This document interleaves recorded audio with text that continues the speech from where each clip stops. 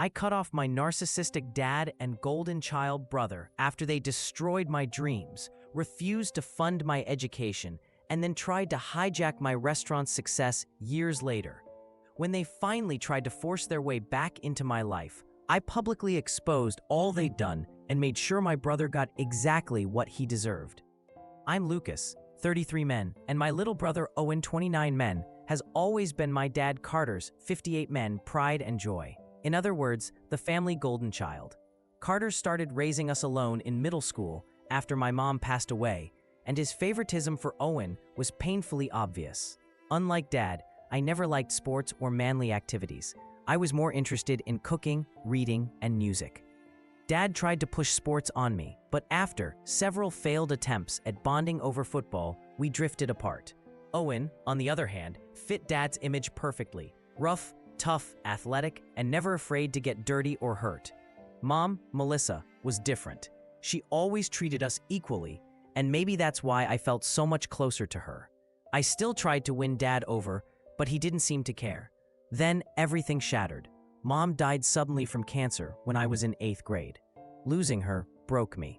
My only comfort was in the kitchen, the way she always found peace there. Melissa had once told me that if she hadn't had to take over her dad's business, she'd have become a chef. Cooking became my only solace. Dad and Owen shut down after her death. They didn't want to deal with emotions, and if anything, grew even more distant. Meanwhile, my obsession with cooking just seemed to piss Dad off more. He'd bark at me to get the hell out of the kitchen and go do something manly. One day, he flat out threatened that if he caught me cooking again, I'd be saddled with every house chore. He told me to man up and be more like Owen. Things blew up. I shouted that he'd never loved me, and he didn't even deny it. From then on, we barely spoke unless we had to, and I just stopped trying. High school came and went. I spent most of my time in my room, studying recipes, listening to music, determined to become a chef, partly for Mom too. Dad and I barely spoke. Owen ignored me as well. After Mom died, I basically had no one. Senior year, I started secretly interning at a restaurant. I got enough experience for a reference letter and applied to a few top culinary schools, including one in France, and some regular colleges. I had no clue if Dad would agree, but I had to try. The day my acceptance letter from the French culinary school came, I was elated but also terrified. I'd need to ask Dad for money. I prepared myself for him to say no because cooking isn't for real men, but instead, he refused to pay a cent towards my education. He wasn't remotely poor. He could easily have afforded it. No, his reason was that if I went to this fancy school in France, it would make Owen feel insecure. Owen was already struggling at school, couldn't focus, grades dropping, so Dad wanted all focus on him. He told me I should either go to community college or find a way to pay for school myself. His cruelty floored me. I pleaded, begged, broke down, but he wouldn't budge. He flat out said Owen's well-being was his top priority and didn't want me upstaging him. After a nasty fight, I left home for good. I moved in with my mom's older sister, Aunt Renee, 56F. The only reason I hadn't done it earlier was because her house was far from my school, and honestly, I hadn't been able to let go of my old home where Mom lived. I told her everything about Dad refusing me, and though it was humiliating to ask, I really needed her help. Renee wasn't rich, but she told me not to worry, and somehow, she scraped together enough, with help from her friends, to send me to my dream culinary school. I'll always be grateful to her for that. I worked part-time the whole time I studied, doing my best to be worthy of what everyone was doing for me. I worked my way up, graduated as one of the top chefs, and got a job within months at a high-end restaurant in France. For years, I sent half my salary home to my aunt to repay the debt. After a few years in France, I saved enough to come home and start my own restaurant. For a while, I worked as a head chef at a local place while building up funds and scouting a location. About 7 months ago, it all finally came together. 2 old friends from France, Theo, 34 man, and Julian, 33 man, became my partners, co-owners. We're all from the same state, and they let me pick the name. I chose to honor my mom. The restaurant bears her beautiful but rare name, which also fits the city perfectly. Everything was finally coming full circle.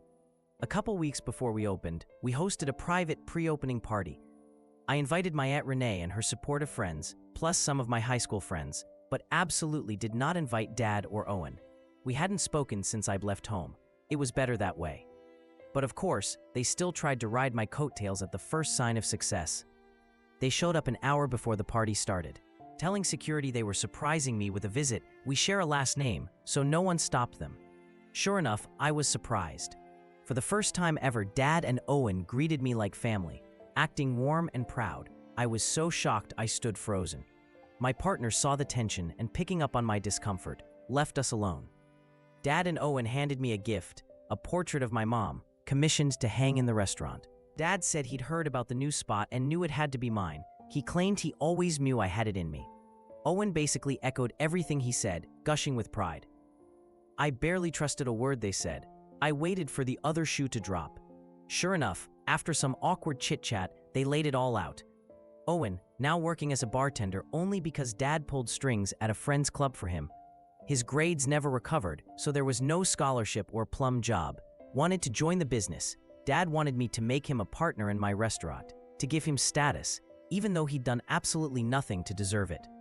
They just wanted a piece of my success. I bit back laughter and said I'd think about it. Inside, I was already plotting how to serve them a dish of their own medicine. I kept them at the party. When the crowd arrived, Dad and Owen started mingling, basking in my success, bragging about me to guests. Their nerve was unbelievable. Near the end, it was time for toasts. Theo and Julian went first. I saved my own speech for last, realizing I'd never had a better chance to finally tell the truth.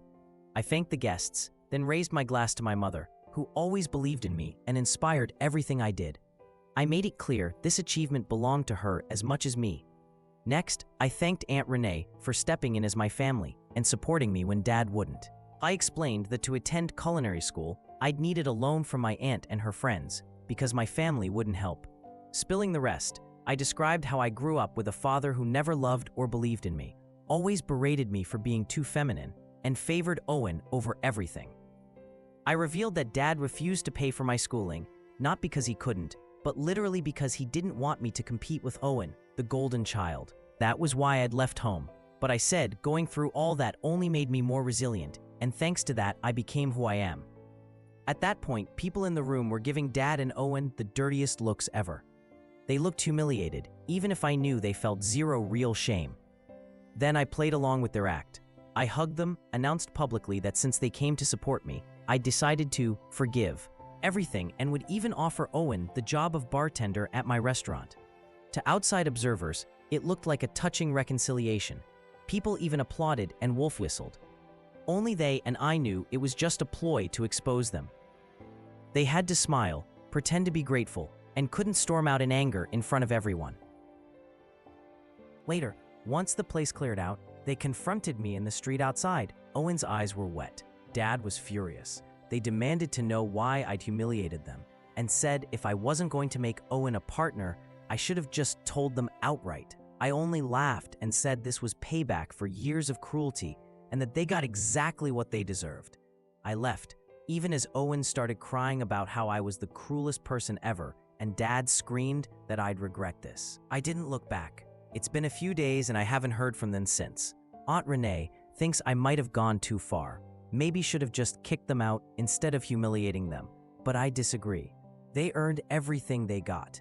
AITA for humiliating my dad and brother? Update 1. I'm not reaching out to my family to apologize. No matter what my aunt thinks. She told me it was too harsh, but I'm not sorry, and I refuse to pretend otherwise. They could have apologized while here, but didn't. I explained this to Aunt Renee, but she still thinks I went overboard. I guess this is just something we'll never agree on. Meanwhile, Owen is slandering me behind my back to all our old high school friends. Very unfortunate that we went to the same school. Random people are texting to confirm rumors that I humiliated then kicked out Dad and Owen, and even fed them 3-day-old leftovers on purpose. He's spinning things to make himself into the victim, which is par for the course for him. Normally, I'd ignore it, but for the sake of the business, I messaged him. If he doesn't stop, I'll make sure he loses his current bartending job too. I hope he listens, because I really don't have time for family drama right now. Update 2. Owen just texted back. He'll only stop smearing my name if I make him a partner. I don't know what level of delusion this takes. Plus, if he wants to be involved, why badmouth the restaurant? I'm sure this is Dad's idea. Just another scheme to leverage his way in. I replied, If he doesn't cut it out, he'll be hearing from my lawyers, and he has no room to negotiate.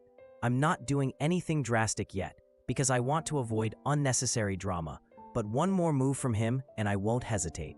This is his last warning, for his own good. Update 3. It's been a month and I've been busy, but here's what happened. Owen finally stopped talking shit, but both he and Dad are desperate to cash in on my success. They turned up at my house a few weeks ago to intimidate me, claimed they'd talk to an attorney, and if I didn't make Owen a partner, they'd sue for my use of Mom's name on the restaurant. I called their bluff. No lawyer would touch such a ridiculous case. She was my mother, as much as Dad's wife, and there's no law against using her name. By this point, I was done. I told them both that if they didn't leave me alone, I'd call the police. Owen lost it then, tried to grab my collar, and Dad had to physically pull him away. I told Dad to get out, but he sent Owen to the car and wanted a word alone. He tried manipulating me.